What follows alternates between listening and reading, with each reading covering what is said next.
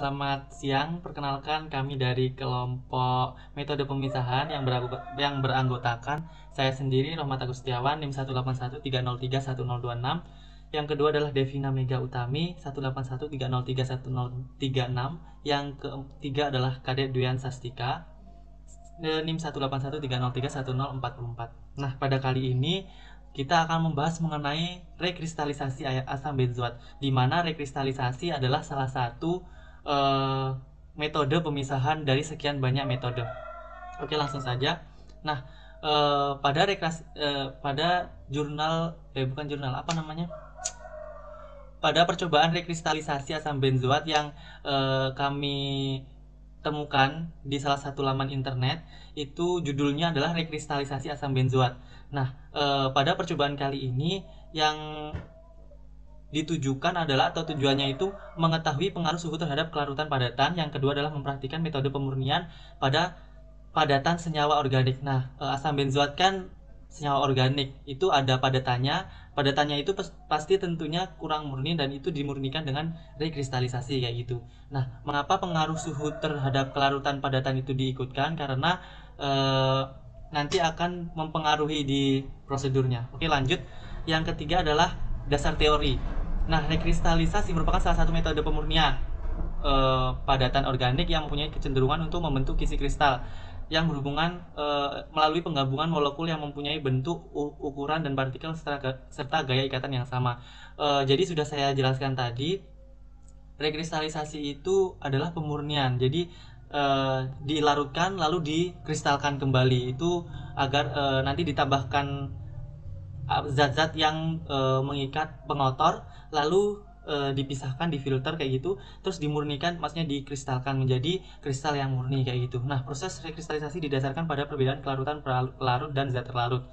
Nanti pengotornya dengan zat murninya itu pasti memiliki perbedaan kelarutan kayak gitu. Jadi nanti pengotornya itu akan mengendap dan larutan murninya itu akan tersaring. Faktor-faktor yang mempengaruhi antara lain derajat lewat jenuh, jumlah inti yang ada atau luas permukaan, viskositas, dan seterusnya. Dan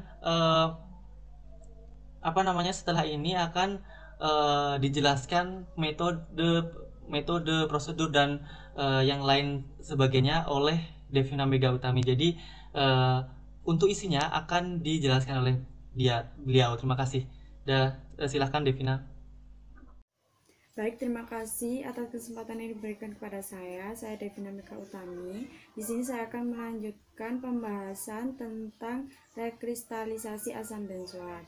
Untuk itu, alat dan bahannya yaitu corong buncer lengkap dengan pompa vakum, Erlenmeyer buncer, pengaduk gelas, gelas kimia, gelas arloji, botol vial, neraca analitik, botol semprot.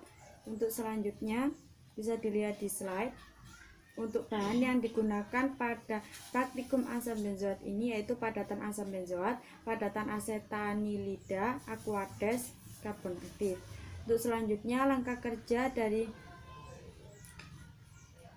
praktikum ini yaitu aquades dipanaskan dalam 2 gelas kimia 250 ml masing-masing sebanyak 100 ml menggunakan hot plate. Untuk kedua, timbang asam benzoat dan asetanilida sebanyak 5 gram. Untuk prosedur yang ketiga yaitu masukkan asam benzoat dan asetanilida ke dalam masing-masing gelas kimia, aduk hingga larut. Tambahkan karbon aktif, aduk kembali selama beberapa menit. Saring larutan dalam keadaan panas. Untuk selanjutnya, langkah kerja selanjutnya yaitu dinginkan filtrat dari penyaring langkah kelima yang tadi. Setelah itu terbentuk endapan kristal, saring endapan dengan corong buncer. Untuk yang ketujuh, keringkan kristal yang tersaring dengan menggunakan oven. Masukkan kristal yang baru di oven ke dalam desikator, lalu timbang menggunakan neraca analitik. Untuk langkah kerja yang selanjutnya, setelah itu masukkan kristal asam benzoat dan asetanilida ke dalam pipa kapiler sebanyak lebih kurang 1 cm untuk mempermudah melakukan pengukuran titik leleh. Nah, untuk ukur titik leleh dari kristal asam benzoat dan asetanilida tersebut, titik leleh yang dihasilkan yaitu 121,6 sampai 121,9 derajat Celcius. Untuk asetanilida itu 109,9 derajat Celcius. Untuk selanjutnya pembahasan dari jurnal tersebut. Nah, berdasarkan prinsip kelarutan ini, semakin tinggi suhu zat larut, maka kelarutan suatu zat terlarut pada zat terlarut tersebut akan semakin tinggi juga, atau semakin mudah larut. Nah, oleh karena itu Aquades didirikan terlebih dahulu. Nah, berdasarkan tujuan dari rekristalisasi ini yaitu pemurnian. Maka pada percobaan kali ini sampel atau zat larut diasumsikan suatu zat yang tidak murni, sehingga pada zat larut dididihkan kembali, maka dimasukkan sebanyak 0,5 gram karbon aktif. Tujuannya adalah mengikat pengotor yang terdapat pada kristal sampel organik yang terlarut. Untuk pembahasan selanjutnya yaitu di sini ada zat larut, masa awal, masa murni, titik leleh murni, titik leleh larutan. Di sini zat larut ini ada dua, asetanilida dan asam benzoat. Nah, sedangkan masa awal dari asetanilida ini 5 gram, untuk asam benzoat juga 5 gram. Untuk masa murninya 1,22 gram, untuk asam benzoat itu 0,06 gram. Untuk titik leleh murni ini 114 derajat Celcius sampai 116 derajat Celcius. Itu untuk asetanilida. Untuk asam benzoat sendiri yaitu 122 derajat Celcius. Untuk titik leleh larutannya untuk asetanilida ini 109 sampai 9 derajat Celcius. Untuk asam benzoat itu bisa dilihat di slide ya. Dari data di atas, maka jika suatu zat murni terdapat suatu pengotor, maka titik lelehnya bisa menjadi lebih rendah daripada titik leleh dari zat murninya. Baik, itu saja yang dapat saya sampaikan. Terima kasih.